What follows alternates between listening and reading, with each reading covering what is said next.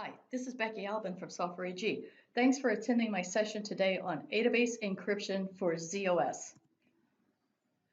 I'm assuming that pretty much everyone attending the session today has been using Adabas for decades. Adabas has been around for over 50 years now. And over these decades of Adabas usage, you have collected across multiple Adabas databases a lot of sensitive data. That sensitive data can include financial data, bank account numbers, credit card numbers, tax information. It can be personal information. And we all know there's way too much personal information running around in the world today. It's your name, your address, your social security number, your health data, your driver's license number, tons more of personal information. But it could also be business contact type of data, your customers, your pricing list, those types of things. Anything that your organization, whether you're government or commercial, would consider sensitive data. And all of this sensitive data is being accessed by lots of different applications. And those applications can be written in natural, COBOL, Java, just tons of different programming languages. But the key thing to remember, and I will say it a few times this session, is Adabas encryption for ZOS does not require any application changes whatsoever. So Adabas encryption for ZOS at a high level. It allows you to protect the sensitive data that is stored in Adabas. The data that's stored in Adabas is done at the data set level, right? The data storage data set contains the raw data. That's my employee file records, right? Becky Albin lives in Reston, Virginia. She started in September of 1987. Ooh, kind of giving that away. But anyway, the actual raw data resides on the data storage data set. The associated data set could also contain sensitive data. Any of those fields within a file that you've encrypted that's flagged as a descriptor or a key, that value, that sensitive data value is also stored in our index structures in the associator. So it's going to allow you to select which data sets to encrypt. At a minimum, it's going to be data storage and associator. We'll get more into that in a second. But that's considered the data at rest. The actual Adabas database is considered the data at rest. And we're going to talk about how to encrypt that coming up over the next few slides. The data in flight is as the application sends data to Adabas or Adabas sends data back to the application, that's the data in flight. And that's done through a different product, entire network, which is product code WCP. By encrypting the Adabas databases, you're going to be able to check the boxes for any of the rules, mandates, regulations, whatever you want to call it, around encryption mandates. SOX, Sarbanes-Oxley for publicly traded companies, HIPAA for your health data, PCI for personal credit or personal information, names, bank account numbers, credit card numbers, whatever. One of the bigger ones is GDPR from the European Union. It's also being used by a lot of places here in the US as well. That's the general data protection rules and regulations that's done in Europe.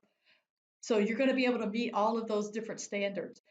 And I probably should have started with this bullet point. It is leveraging IBM's pervasive encryption. What that means is we're relying on IBM to actually do the encryption and decryption and do the storage and management of the encryption keys. A little bit more coming up in a couple of slides.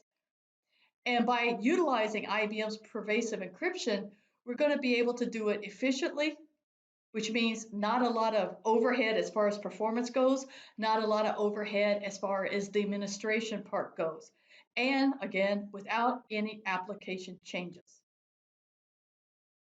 Now, Adabas encryption is just one piece of a bigger security topic or discussion. And I'm not going to talk about all the security things, but I want to talk about two that you can currently do today before Adabas encryption for ZOS was released. And then I'm going to talk about Adabas encryption for ZOS and one other topic, which is Adabas auditing for ZOS. But Adabas access control via RACF, ACF2, or top secret with our AdaSAF product has been around for decades now. And what it allows you to do is control who has access to your Adabas databases. Can I get to the database? Can I get to a specific file? Okay, so maybe I can read the employees file, but I can't update it. And maybe on the vehicles file, I can read it and I can update it.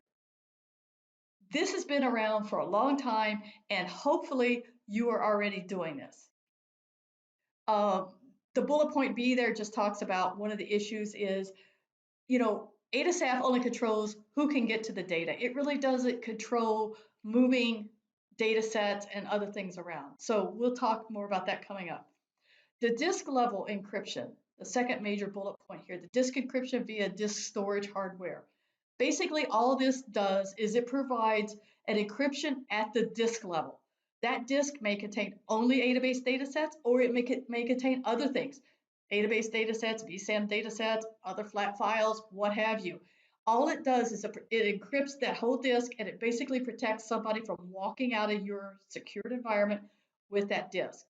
It has no access control, no other security around it. It's only preventing that scenario. Now, on this slide, there are two new things to discuss, and I'm really only going to talk a lot about the first one, which is Adabase Encryption for ZOS, which is dataset level encryption utilizing IBM's Pervasive Encryption. What this protects against is if you encrypt your associator data, it protects that data set from being moved to another environment, because even if you copy that data set, the encryption key doesn't go with it. As long as you don't provide the encryption key, then you're golden. That data set cannot be read, okay? Now remember, in the mainframe, the primary way that security is going to happen is via the access control, which is via, in the Adabase world, AdaSAF talking to RACF or what have you, right? Copying that data set out of the mainframe or to a non-secured environment, you want to make sure that that encryption key is maintained and no one has access to it. The last big major bullet point here talks about Adabase auditing for ZOS. And by the way, I am coming back to Adabase encryption on the next few slides. The Adabase auditing for ZOS allows you to audit unusual activity. There's a separate short webinar out there by Eric Wood on Adabase auditing for ZOS. Take a look at it, but it allows you to detect unusual patterns. Because what if somebody got access through a phishing scam where they had a valid user ID password? They can go do whatever that user is allowed to do. But maybe they're doing something unusual, reading the whole file, updating it, updating more records than normal, or doing it at an unusual time. There's different scenarios, but take a look at Eric's Adabase for Auditing ZOS webinar. Now, Adabase encryption for ZOS, as I've said a few times, is solely reliant upon IBM's Pervasive Encryption to do the actual encryption and the encryption key storage and management. And IBM's Pervasive Encryption, if you have a lot of questions on this, talk to IBM. We can help you out, but we're not going to be as, the big expert like IBM is. So IBM Pervasive Encryption, in particular on the Z15, the newer mainframes, there's an encryption processor. There's all these pieces of hardware and software that make this perform at optimal peak levels, okay? And again, no changes to applications when you use Adabase encryption for ZOS. What I really want to do is show you how Adabase interfaces to Pervasive Encryption. And so that's what these bullet points and this picture is doing. If you look on the right-hand side, there's a diagram, and those bullet points kind of describe what I'm going to talk about. So remember, as I've said like multiple times already, implementing Adabase encryption for ZOS via IBM's Pervasive Encryption is completely transparent to any of your Adabase applications. So your application, whether it's sitting on the mainframe, talking to Adabase, or it's coming in remotely from a web browser on a laptop or a mobile device, you're making a call to Adabase. You're telling Adabase, I want to read or I want to update a particular file on a particular database. So you make the call to Adabase. Adabase will say, okay, I know you want to read Becky Albin's employee record off of the employees file. So Adabase will issue the IO to go read that particular record. So we issue the IO. The IBM iOS IO subsystem, the input-output subsystem, will intercept our IO, and it will say, okay, you want to read the Becky Albin record. I will therefore go get the encryption key, then go to the data, get that data record, and if I need the index structures and all that stuff, go get those and decrypt those, and then pass that decrypted record back to Adabase. At a very high level, that's exactly how it works. Adabase still does what Adabase has always done. We process reads or updates. We issue IOs to do those. The only difference is now that we've got pervasive encryption turned on via Adabase Encryption for ZOS, which is, by the way, a licensable product, which means you have to have a license key and it's an add-on product. But IBM will encrypt and decrypt that. And I have another slide coming up on how you encrypt Adabase, okay? Hopefully that's kind of okay explanation. Now this one is going to talk about some of the rules around encryption, Adabase encryption for ZOS. First of all, it has to be defined as a IBM 3390 device. I am not talking about the Adabase device type. I'm not talking about that at all. It's an IBM 3390 device. Your Adabase data sets must be in DFSMS, System Managed Storage Pools. Has to be. About half of my customers do, half of my customers don't. So if you're not using SMS today with Adabase, you need to start doing that. Now, what you're going to have to decide is which data sets do you want to encrypt? Now for Adabase, you can encrypt at the database level or you can encrypt at the file level. If you encrypt at the database level, all files on that database are encrypted. If you have 50 files on that database, all 50 are encrypted. If you want, you can encrypt just the files that contain sensitive data. If you do that, there are different things to do, and I'll talk about that in 1 second. The only thing that really changed in Adabase was the IO layer, which is Adabase IOR. If you look at your Adabase load library, there's a module in there called Ada IOR. Ada IOR has all the changes to talk to IBM's pervasive encryption via an API that IBM has provided to all the software vendors. Okay, so that's the only Adabase change that's needed besides having the license key.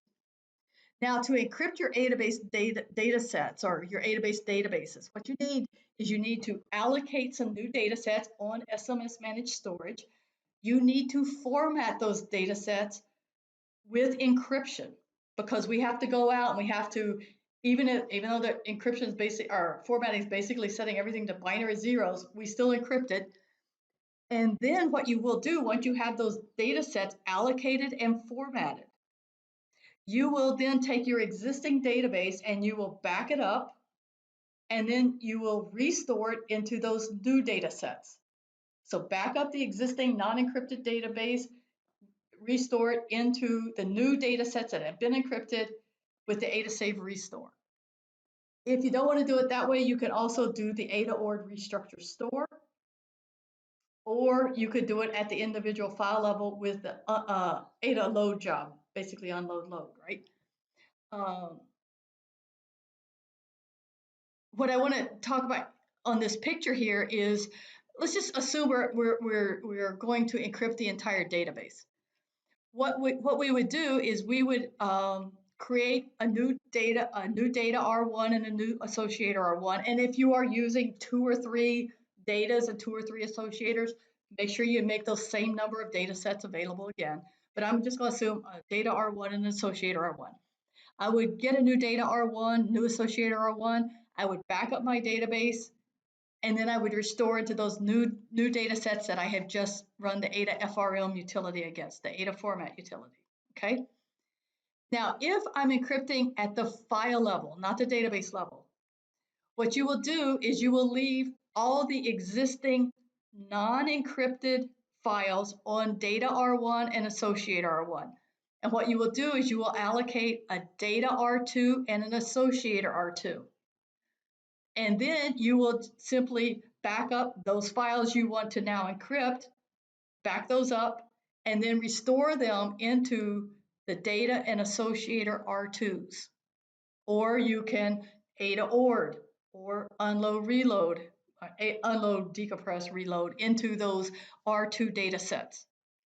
Personally, if I were the DBA, and yes, I used to be an database DBA in a former life, I would just encrypt the whole database. I just think it's easier, right, from an administrative point of view.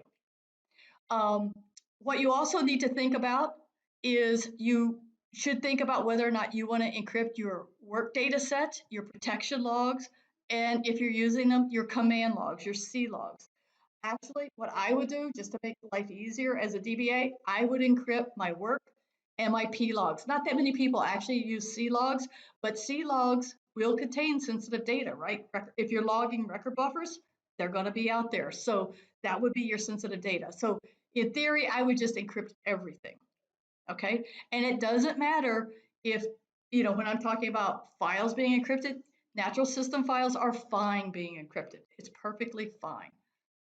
I'm trying to keep my presentation fairly short, so I'm skipping over this.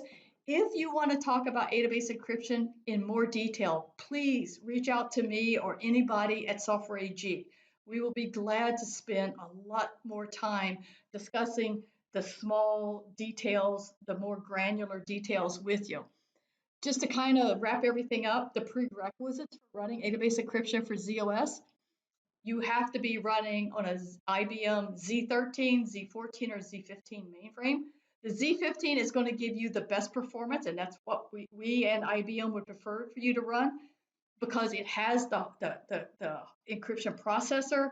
It has a lot of other things built into it that in previous versions were handled with software. So it's just going to be better performing. You have to be on ZOS 2.3 or 2.4. 2.2 and earlier will not work. Adabase, you have to be at Adabase 8.4.3 or any of the Adabase 8.5 flavors. You have to have AdaSAF. AdaSAF, you could be at the 8.2 or the 8.5 level. You have to have a valid license. This is an add-on product for database encryption for ZOS. It was released in April of this year. The only version we have is 8.5.1 currently. And if you want to encrypt the data in flight, that's done with our network product. And so just to summarize and to say thanks for attending, remember, database encryption for ZOS encrypts only database data, nothing else, just database. You can encrypt at the database level or the file level, and there are no changes to the applications, and we're leveraging and utilizing IBM's pervasive encryption. So we didn't write our own encryption algorithms. We're using something that's proven. So if you have any questions, please reach out to me personally. Send an email to info@softwareag.gov.com or contact your local Software AG representative. And thanks for sticking with me for this amount of time. I appreciate it greatly. Have a great day.